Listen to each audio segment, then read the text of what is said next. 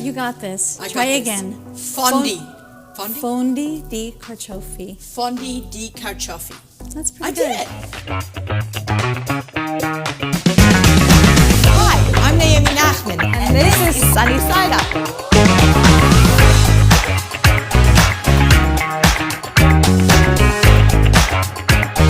Benvenuti. To Sunny Side Up, and that means welcome to Sunny Side Up. Welcome to Sunny Set Up with Naomi Nachman and Shachar Banin. I'm so happy to have you on the set. This is Rebetzin Shachar Banin. She's actually the Rebetzin of Venice, Chabad, and she is joined us. She came special to us today to film a great episode.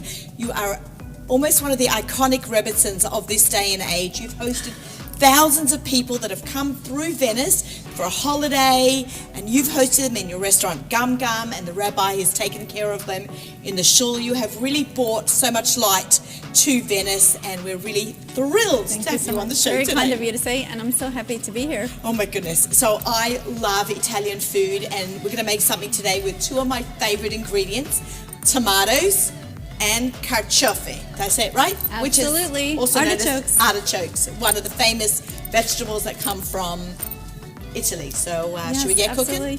Absolutely. Let's do it. One of the things I love the most about artichokes is that it is a very versatile dish. It's really high in nutritional value. Really? It's packed with vitamins, packed with minerals and nutrients. It's high in fiber, and it's one of those vegetables that you can make simply or really dress it up. So we're actually just going to use the artichoke stems. What are they called? Stems? These are the bottoms? bases, the bottoms or the bottoms. bases. Okay.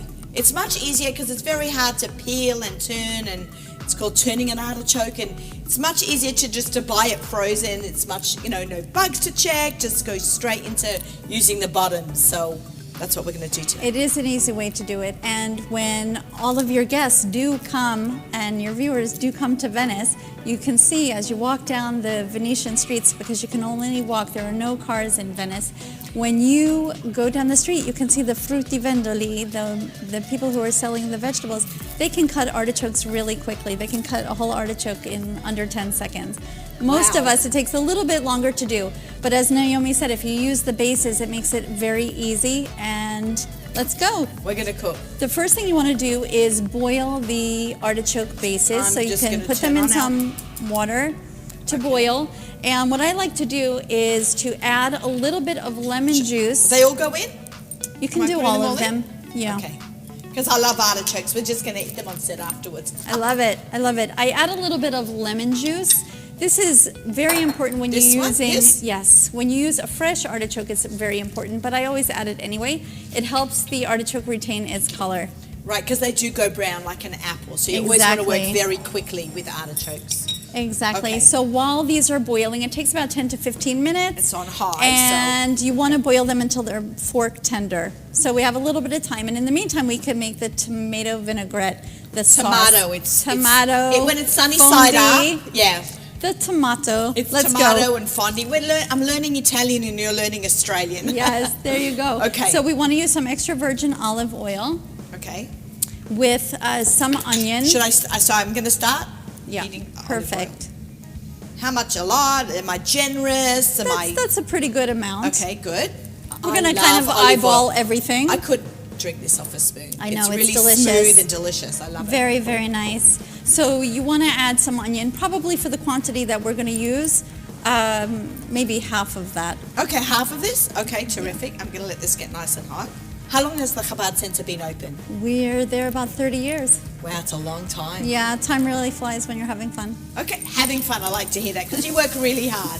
Yes. Okay. So you want to you don't want to caramelize the onion, but you want to cook it until it's translucent. Like a little sweaty. You don't want it to stand out so much in the dish. It's obviously there to complement in the way that an onion does, add that delicate sweetness to the dish. You should know every recipe I say, every good recipe starts with, a lot of my viewers know this. Yes. Everything starts off, we say in Yiddish, a geprägelte Zwiebeln, fried onion is the best.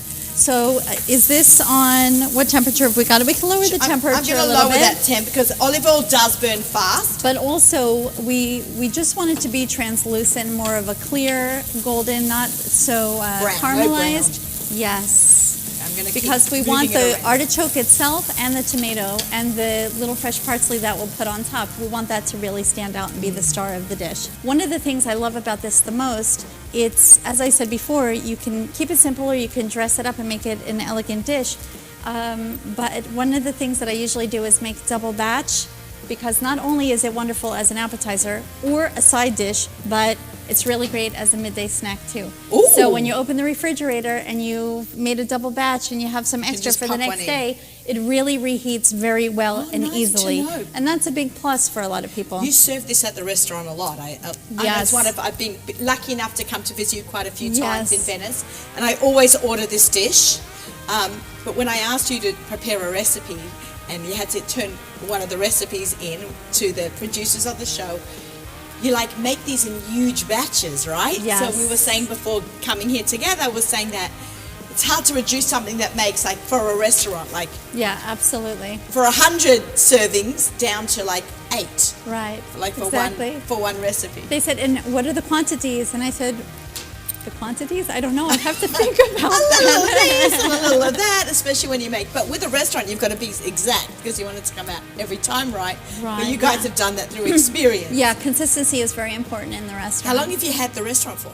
The restaurant is over 20 years by now. So first you started the community, the shul, and then you started the restaurant. Right. And tell me a little bit more. You have a fleishik restaurant, which is Gum Gum, and you also have now a dairy one. Yeah, for about 14 years or so, we've had just a few doors down from Gum Gum. There's Gum Gum Goodies, which you can come early for breakfast and have cappuccino, real Italian cappuccino, and we have all kinds of cookies and baked goods, and of course, real Italian kosher pizza. Our pizzaiolo, you know what a pizzaiolo is? Pizzaiolo is the pizza maker. So our pizzaiolo has been making pizza for over 40 years. So the person who makes the pizza is called a pizzaiolo? Yeah. Oh, okay, good to know. Everyone write that down and remember that. I like that, okay. And so you're going to get a real quality Italian product that also happens to be kosher. Okay, we've taken your pizza, we took it with us, we sat in the ghetto and we just observed away what was going on around us, and the ghetto's pronounced ghetto, right? Don't you pronounce ghetto? It came from the Italian word gettare, which means to throw, and the background is that the area was where there were iron foundries where they would produce cannons and things of iron. So in English, you say like to cast iron, to throw iron. So in Italian, it's gettare, and the first person is getto, and from the dialect, it became ghetto. And so the word ghetto that the whole world knows actually originated from Italian, from Venice. The ghetto in Venice. So from about the 15th century, right? Yeah, so from the 1500s to the 1800s. So yeah, today we are doing history and cooking. So there you go. The perfect combination. Okay, these are nice and clear now. Yes, that's great. So now you can just add in the rest of the ingredients. We have some dry white wine and also some water. So we're going to create a sauce, and we'll wait for it to reduce a little bit. Oh, what's this? This is some very nice white wine. Okay, it's a cooking wine. Toscanini from Piedmont area, very nice. Is Piedmont far from Venice? Not so far. Venice in general, you know, it's not so huge. Italy in general is not so huge. Right. From the top to the bottom, right? Yeah. I've only done the north. One day I'll get to the south. We have to make a girls' trip. We need a girls' trip. And then now that we've announced it, you know, then who's coming with us? The men don't have to worry. Go for it. Go ahead and add the liquid ingredients. All this water? Yeah, you can. Well, we'll see. Go ahead and let's see. Even a little bit more. Okay, that's good. And maybe the same amount of wine. And you can add in the fresh garlic. Hold on, wait. So this was not all. I didn't use all the water. I would even just eyeball it. May I? Okay, please. Don't worry, the recipe will all be up, all measured. So nice. Oh my God! You my mouth is watering. You can go ahead with the garlic. You can put it all in there.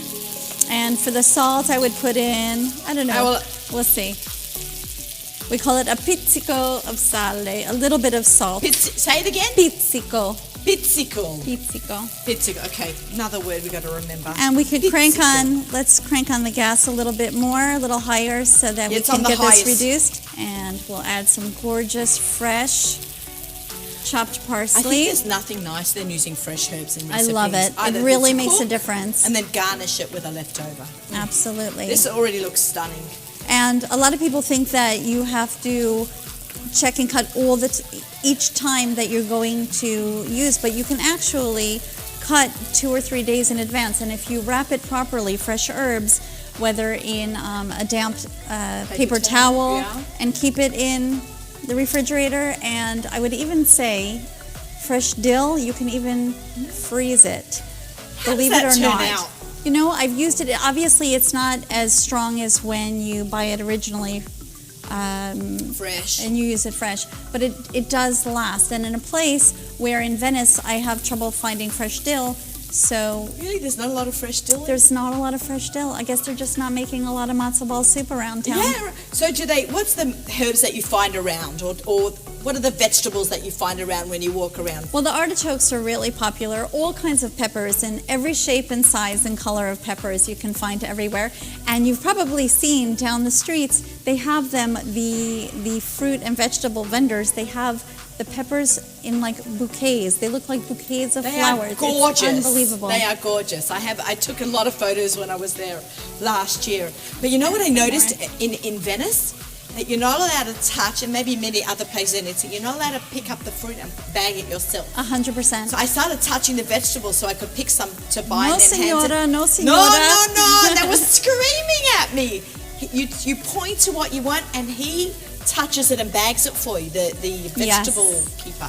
Yes. And a lot of people think it's because of hygiene, but a lot of it has to do with when you actually touch the fruit and vegetables. Eventually, you know, similar to if an apple gets dropped, it gets a bruise. So they want all the fruits and vegetables to stay as beautiful looking as they are delicious. And for that alone, it's worth to come to Italy. If you have a long weekend, Thursday to even Monday, it's all you need to. Yeah, and we have the prayer services 3 times a day in the Chabad shul, so everybody's needs are met, whatever they may be. This is looking really, really great. And it's I really would go ahead and add a little bit more water if there's anything left. Reduce the, go ahead and reduce the flame. Add in a little bit more, because you want a little bit of liquid. To be the dressing, right? Yeah, exactly. Because we don't want it to be too thick. So I like that you're adding a lot of wine. And with such a great product, might as well. Okay, I'm just... Yep, go for it. Good. It's also well salted. And we can also add a little bit of black pepper. Okay. Okay. Salt and pepper. Basics. Yeah. And you can go ahead with the grinder. And we want to grind it as thin as possible. I use this a lot, and I always try to have it on the smallest one. Maybe a lot of people don't know that they can actually adjust it. Yeah, here's the turner. Here, guys. And I think there's nothing nicer than fresh black pepper. Look how gorgeous this is. You've got the golden color of all the liquids coming together. The olive oil really sets the base for that. You've got the gorgeous reds, the greens, and you see how that's the most prominent part. The onion, it just takes a little bit of a back seat. So when your carciofi, when the fondi are ready, you can put those on the plate, and then we'll just pour this on top. It's that simple. And from start to finish, we're talking about 15 minutes if you're not chatting with a wonderful friend. Right, exactly. We met when I first came to Venice in 2011, and we've stayed in touch for many, many years. And during Corona, we would actually talk on on Instagram Live, and we'd talk and get people involved in hearing what was going on, because Italy was a little quiet from a vacation spot. Set this off. So we kept each other entertained as well.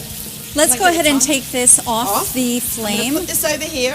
Just so we don't want it to reduce too much. Okay. And I'm shutting let's get a fork and see if our carciofi are ready. Okay, let's. So you want to test one of the bigger ones. Okay, my fork went to the bottom. Perfect. Let's go. Okay. Let's plate it up. I'm going to shut that off. Okay, I'm going to put this over here. Okay, do you want to plate it up? Sure, with pleasure. So let's... Great. So excited. It's like let's go ahead and take the bigger ones. Do you eat this dish hot, cold, or room temperature, or it's good anyway? That's a really good question. It is good anyway. We serve it warm. Okay. Not But you hot. could definitely serve it, if you're taking it right from pot to table, you could definitely serve it hot.